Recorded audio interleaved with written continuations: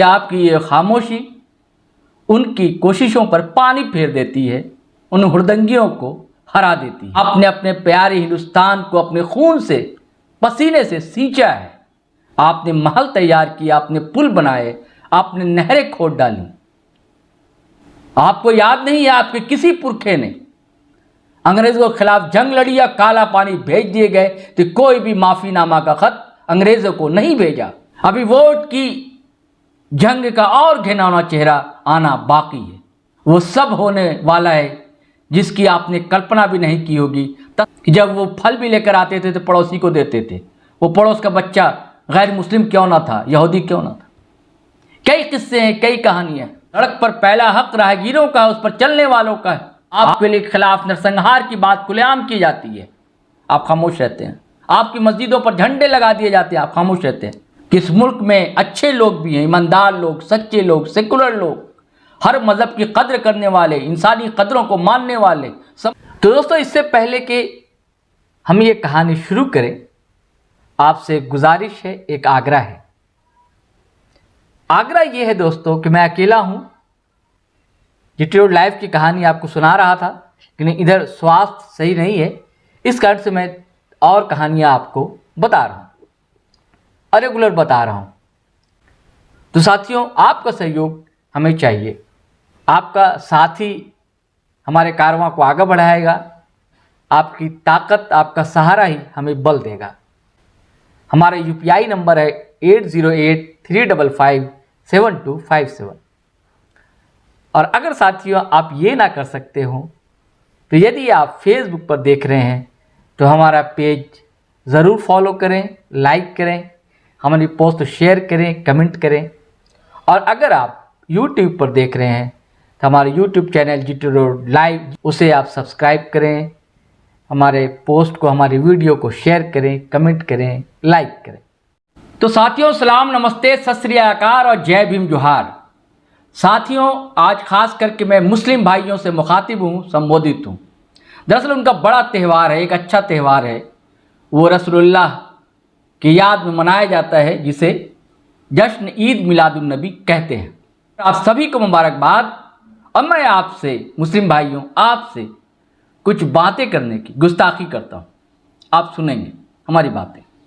ऐसे वक्त में आप ये जश्न मना रहे हैं जब बहुत कुछ हो रहा है, उसको लेकर कहीं नाराज़गी है तो कहीं खुशी है। लेकिन मैं आपको लाख लाख सलाम करता हूँ कि आप इन अतिवादियों, हुड़दंगियों, धार्मिक आतंकवादियों की तमाम कोशिशों के बावजूद आपकी कोशिशों को सलाम करता हूँ। क्योंकि आपकी ये खामोशी उनकी कोशिशों पर पानी फेर देती है, उन हुड़दंगियों को हरा देती है। क्योंकि उनके मंसूबे तो कुछ और होते हैं। साथियों, आपने खैरात बांटी, खुम्स बांटे, ज़कातें बांटी, आपके यहाँ ट्रेडिशन है और इसे बनाए रखिए आप। ये समाजी गैर बराबरी को मिटा देती है, ख़त्म कर देती है। आपने दुनिया को खाने पीने के, ज़िंदगी जीने के नए हुनर दिए हैं, नए ढंग दिए हैं। आपने अपने प्यारे हिंदुस्तान को अपने खून से, पसीने से सींचा है, न्यारा मुल्क बनाया है, प्यारा मुल्क बनाया है।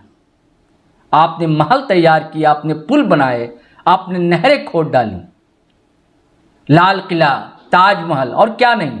आपने एक ऐसी सड़क बना डाली जो कई मुल्कों को जोड़ती, जिसे शेरशाह सूरी मार्ग कहा जाता है। उसी के नाम से हमारा जीटी रोड लाइव चैनल है और आज उसे नेशनल हाईवे कहते हैं, फलाने ढिमकाने के नाम से। आपको अल्लामा इकबाल का शेर याद नहीं आता है क्या? दस्त तो दस्त है दरिया में भी, न छोड़े हमने, बहरे जुल्मात पर दौड़ा दिए घोड़े हमने। कि आपको देवी प्रसाद मिश्र की वो चर्चित कविता, वो मुसलमान याद नहीं आती? क्या आप भूल गए कि फाकुल्ला खां, ब्रिगेडियर उस्मान, वीर अब्दुल हमीद जैसे सपूत अनगिनत दिए। आपने दो दो कलाम दिया, ए रहमान दिया। क्या भूल गए अंग्रेजों के खिलाफ आपने जंगें लड़ी? हजारों आलिम जीटी रोड के पेड़ पर लटका दिए गए थे। आप भूल गए कि 1857 के गदर की अगुवाई करने वाले बहादुर शाह जफर को ज़मीन तक 2 गज नसीब ना हुई और वो रंगून में दफन कर दिए गए। आपको याद नहीं है आपके किसी पुरखे ने अंग्रेज़ों के खिलाफ जंग लड़ी या काला पानी भेज दिए गए तो कोई भी माफ़ीनामा का ख़त अंग्रेज़ों को नहीं भेजा। ना ही राय और बहादुर की पदवी के लिए पीछे भागते रहे, अंग्रेज़ों की चमचाई करते रहे। और ना ही आपने गांधी नाम के शख्सियतों का खून किया। आप भूल गए कि आपके पुरखों ने तक्षशिला के तर्ज पर कई यूनिवर्सिटियां खड़ी कर दी। अलीगढ़ मुस्लिम यूनिवर्सिटी, जामिया मिलिया इस्लामिया, उस्मानिया, हमदर्द। हालांकि उसके बाद उसके तर्ज पर BHU भी बनी। शान है हमारे मुल्क की। तमाम तरह के सियासी खेल अब बंदर बाट के बावजूद आप इस वोट की सियासत को समझते हुए अगर आप खामोश हैं, मुतमईन हैं, तो आपके जज्बे को सलाम करता हूं। अभी वोट की जंग का और घिनौना चेहरा आना बाकी है। वो सब होने वाला है जिसकी आपने कल्पना भी नहीं की होगी, तसव्वुर भी नहीं किया होगा। हर नया दिन एक नई साजिश के साथ शुरू होता है, लेकिन गुजारिश है कि आप किसी भी उकसावे में हरगिज़ ना आए। यकीन मानिए आपकी ये खामोशी धीरे धीरे इनकी साजिशों का पर्दाफाश ही नहीं करेगी, इन्हें पस्त कर देगी। मंसूबे नाकाम हो जाएंगे। आप होशियार रहें। आपको शिया, सुन्नी, अशराफ, अजलाफ, पसमानदा, बरेलवी, अहले हदीस, देवबंदी, पता नहीं कई फ़िरक़ों में बटे हुए तो हमें ही, ये बड़ी दुख और अफसोस की बात है। और बांटने की कोशिशें की जाएंगी। आप अगर जश्न ईद मिलाद नबी मनाते हैं, आप अगर रसूल को मानने वाले हैं, उनकी बातों को याद रखिए। उनकी ज़िंदगी कैसे गुजरी, उन्होंने जंग भी लड़ी तो क्यों लड़ी, क्या वजूहात थी।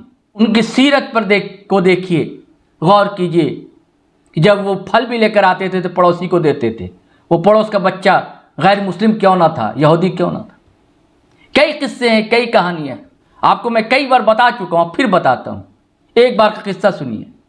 सुबह सुबह अज़ां पुकार रहे थे हज़रत बिलाल, फजर की। नींद खुल गई रसूलुल्लाह की। मस्जिद नबवी के पास ही उनका हुजरा था, यानी कि वह आराम फरमा रहे थे। आपने हज़रत बिलाल को बुलवा भेजा। आज पूछा कि बिलाल वक्त हो गया फजर का। बोले या रसूलुल्लाह हमें तो ऐसा पता लगा, पहले क्या घड़ी होती नहीं थी, आसमान को देखकर वक्त का पता लोग लगा लिया करते। बोले नहीं, वक्त अभी नहीं हुआ है। और तुमने इतने ज़ोर से अज़ां पुकारी है, कई बच्चे होंगे, कई मरीज़ होंगे, कई बुज़ुर्ग होंगे, उनको तकलीफ़ पहुँची होगी, तो तुम जाओ उतनी आवाज़ से लोगों को कहो कि माफ़ कीजिए, हमसे गलती हो गई, अज़ां का वक्त नहीं था। और हम आप क्या करते हैं, ख्याल रखिए, किसी को तकलीफ़ ना होने दीजिए अपने किसी भी एक्ट से, किसी भी अदा से। एक और हदीस है, किस्सा सुनाता हूँ। रसूलुल्लाह एक गली से गुजर रहे थे, कुछ लोग खड़े थे, लोगों ने सलाम किया, रसूलुल्लाह ने जवाब नहीं दिया, आगे बढ़ गए। तो उसके बाद पीछे पीछे लोग दौड़े, सहाबी दौड़े। सहाबी कहते हैं रसूलुल्लाह के दौर में जो लोग थे उनके साथ, उसे सहाबी कहा जाता है।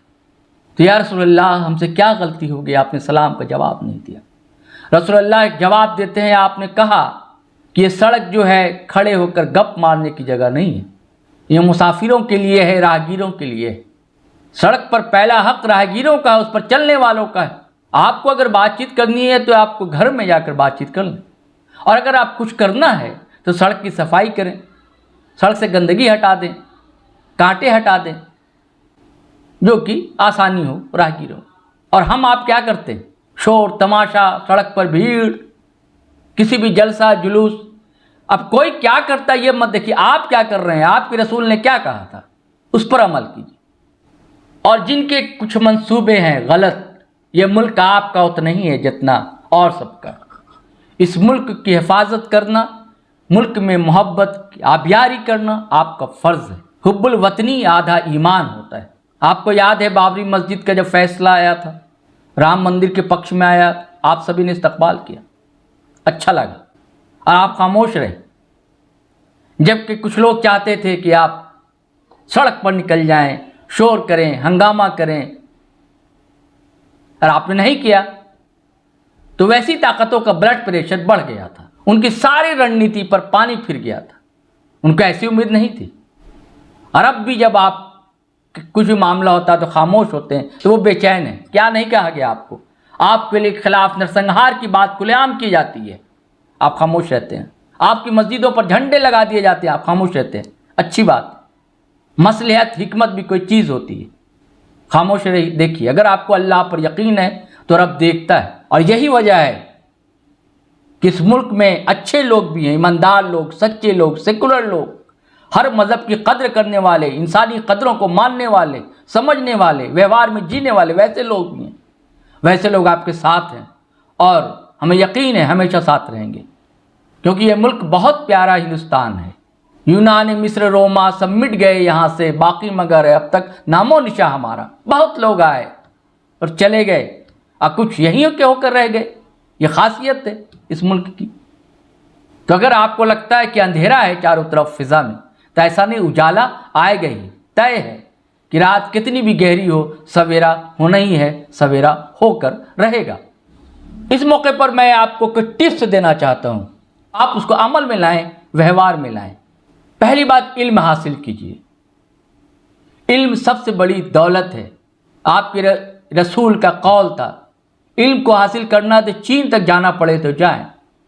अब प्रॉफिट ने कहा, एक बच्ची को पढ़ाना एक खानदान को पढ़ाने के बराबर। हम इल्म से पीछे हैं, हुनर में बेशक आगे हैं, और हुनर सीखिए और अपने बच्चों को भी सिखाइए और इल्म भी सिखाइए।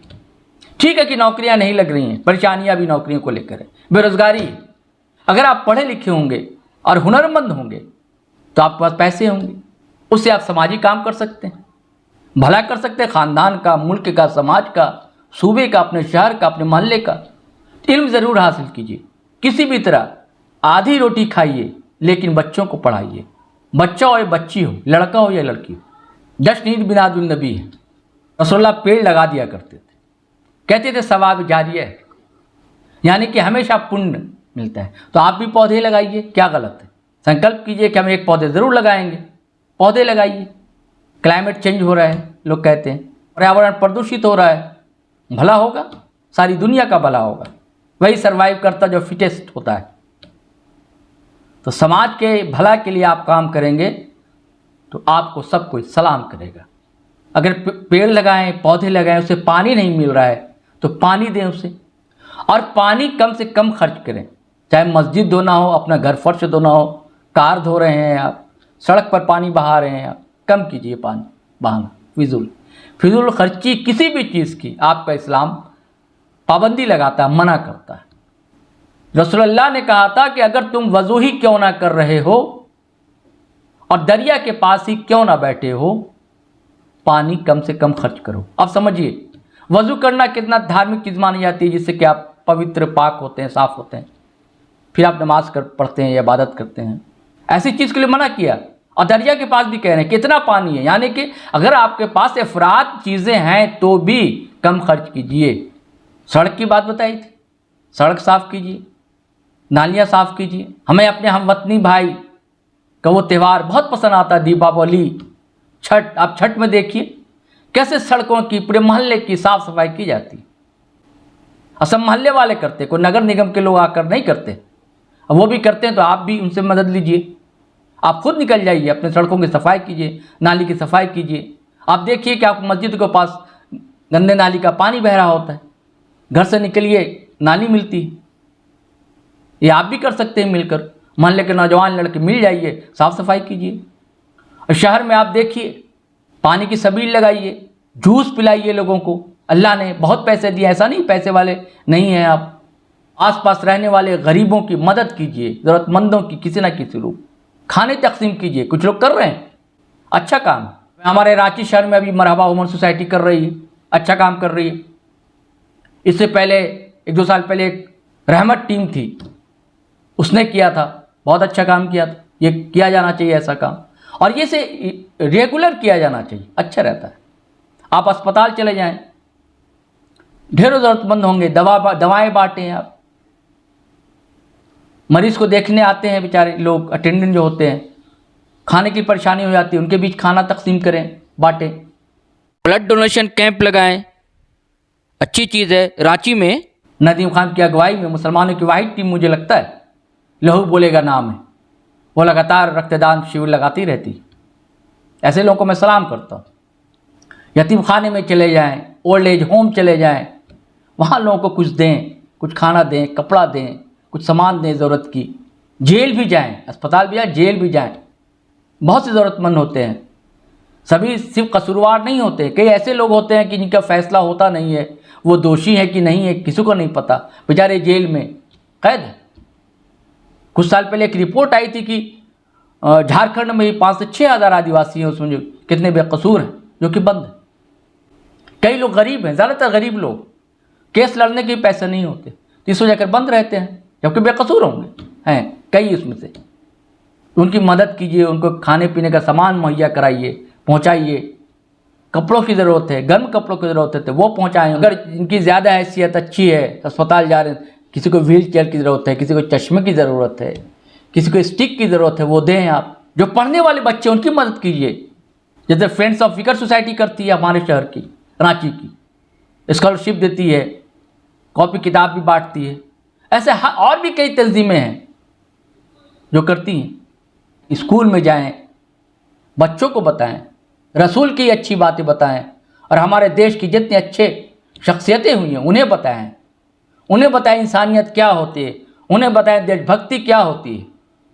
अगर आप इंसान हैं तो आप देशभक्त हैं, अगर आप सच्चे देशभक्त हैं तो आप सच्चे इंसान हैं, अगर आप सच्चे धार्मिक हैं तो आप सच्चे इंसान हैं। ये हमारा फार्मूला है। धार्मिकता की बात कर रहा हूँ मैं, धर्मांधता की नहीं। अगर आप धर्मांध हैं तो आप इंसान हो ही नहीं सकते। हाँ, अगर आप धार्मिक है सच्चे तो आप इंसान हो सकते हैं, क्योंकि अगर धर्म जो है सच्चा है वो इंसानियत ही सिखाता है। चाहे रिक्शे वाले हैं, ऑटो वाले हैं, उनसे कभी पूछिए जाकर उनकी ज़िंदगी कैसे गुजरती है, उनको क्या मदद की ज़रूरत है, उन्हें मदद कीजिए आप हर मस्जिद में एक सेंटर क्यों नहीं ऐसा बना लेते, छोटा सा सेंटर हो, छोटी सी यही जगह हो, यहाँ ज़रूरतमंद कोई आए तो उसकी मदद हो जाए। आप मस्जिद के लिए चंदा करते हैं ना, उसके फर्श के लिए, उसके छत के लिए, उसके एसी के लिए, उसके पंखे के लिए, तो कुछ फंड उसके लिए भी रखा जाए। अगर हर मस्जिद में अगर ऐसा नज़्म हो जाए, ऐसा इंतज़ाम हो जाए तो बदलाव ला सकते हैं। उस फंड से कई लोगों को मदद मिल सकती है। गरीब बच्चों की शादी हो सकती है, जो बेचारे टैलेंटेड बच्चे नहीं पढ़ पा रहे हैं उनको मदद हो सकती है। अब मैं मदद के लिए कह रहा हूँ तो ये नहीं कि सिर्फ आप मुस्लिम की मदद करें, हर इंसान की, किसी भी मज़हब का हो, किसी भी ज़ात बिरादरी कहीं का हो, इंसानी मदद ज़रूरी। और अभी करना चाहते हैं कोई वर्कशॉप भी करें, कहीं सीरत के बारे में बताएं। बहुत सी गलत फहमियाँ हैं लोगों के बीच, जो नहीं समझ रहे कोई बात नहीं, प्यार मोहब्बत से उन्हें समझाएं। पता है अभी इस्लामोफोबिया के शिकार हैं ढेरों लोग। मोहब्बत ऐसी चीज़ है, बड़ी बड़ी चट्टानें पिघल जाती हैं, दशरथ मांझी जैसे लोग सड़क बना लेते हैं, ये मोहब्बत की निशानी है। और साथियों, हमारे वीडियो को ज़्यादा से ज़्यादा इस वीडियो को शेयर करें, आप अच्छा लगेगा हमें, और लोगों तक बातें पहुंचनी चाहिए। ये वीडियो बनाने का हमारा मकसद यही है। कुछ बातें अगर अच्छी हैं आपके पास, वो भी आप लोगों के बीच बांटें, शेयर करें। ये वीडियो भी आप ज़रूर से ज़रूर ज़्यादा से ज़्यादा लोगों तक आप पहुँचाएँ। पैगाम मोहब्बत पहुँचना हर इंसान के बीच बेहद ज़रूरी है। आज इसकी और ज़्यादा ज़रूरत है। और ये जो मैं बातें कर रहा था, दरअसल सीनियर जर्नलिस्ट हैं दिल्ली की यूसुफ किरमानी साहब, हमारा टाइम्स में भी रहे, उन्होंने एक पोस्ट लिखी थी। बहुत बातें उनकी भी है, कुछ मैंने एडिट किया है, कुछ अपने अंदाज से बातें रखी। मैं उनका भी शुक्रगुजार हूँ, और आप सभी का शुक्रगुजार हूँ कि आपने हमारी बातें सुनी। तो साथियों, आपको कहानी कैसी लगी, ज़रूर रोचक लगी होगी। और आप अगर फेसबुक पर देख रहे हैं तो फॉलो कर लें हमारा पेज, और अगर आप यूट्यूब चैनल देख रहे हैं हमारा, सब्सक्राइब कर लें और बेल आइकन दबाना हरगिज़ ना भूलें। धन्यवाद, शुक्रिया।